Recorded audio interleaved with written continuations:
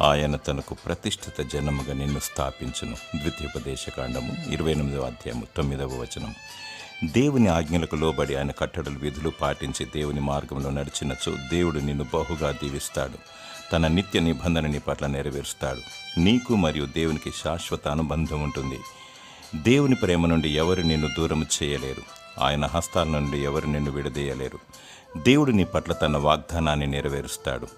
ఆయన ప్రమాణము చేసినట్లు తనకు ప్రతిష్ఠిత జనముగా నిన్ను స్థాపించును. నిన్ను నీవు తగ్గించుకొని దేవుని కొరకు నమ్మకముగా జీవించు. చూపు ద్వారా, క్రియ ద్వారా, తలంపు ద్వారా, మనస్సు ద్వారా, వెనుకిడి ద్వారా, ప్రాణాత్మ దేహం ద్వారా దేవునికి మహిమకరముగా జీవించు. ఎందుకనగా యు ఆర్ చోజన్ వన్. నీ విలువైన జీవితాన్ని వృధా చేసుకోకు. త్యాగం చెయ్యి. దేవుని చిత్తాన్ని నెరవేర్చు. నిత్య రాజ్యాన్ని చేపట్టు.